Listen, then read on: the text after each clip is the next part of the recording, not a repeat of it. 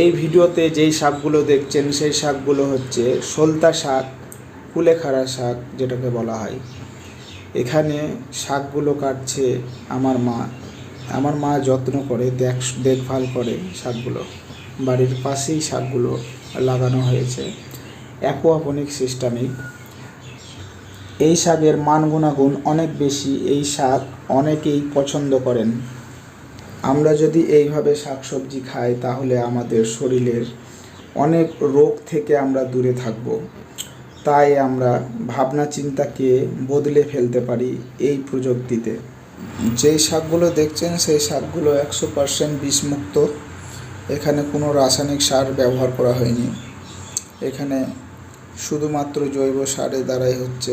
আর এখানে ইউজ করা হয়েছে শুধু জল। এখানে ভালোভাবে লক্ষ্য করলে দেখতে পাবেন যে একটাও পোকা খাওয়া পাতা কিন্তু নেই। এখানে একদমই পরিষ্কারভাবে দেখা যাচ্ছে। কলমি শাকগুলো প্রায় 1 বিত্তা হয়েছে, এখন 1 ফুট হবে, তখন আমি এই শাকগুলোকে কাটবো। আপনারা যদি বলেন মাটি ছেড়ে অ্যাকোয়াপনিক সিস্টেমে কেন আমরা চাষ করব, তাহলে আমি বলি এখানে রাসায়নিক সার ব্যবহার হয় না, এখানে জৈব সার ব্যবহার হয়। এখানে জল 100%-এর মধ্যে 10% খরচা হয়।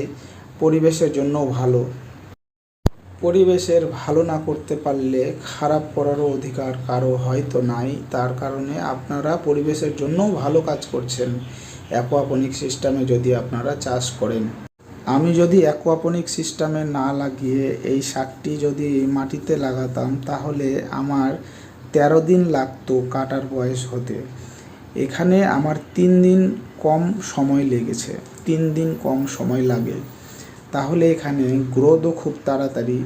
কেন? কারণ শিকড়গুলো তারা রস সবসময় পায় আর তাদের গ্রোথ ওই জন্য খুবই তাড়াতাড়ি হয়। আর মাটিতে শুকিয়ে যায় কখনো মাটি, তো কখনো জল থাকে, তো কখনো জল বেশি হয়ে যায়। তার কারণে গাছের শিকড় পচে গেলেও ওই গাছটি খুব একটা ভালো মানের হয় না।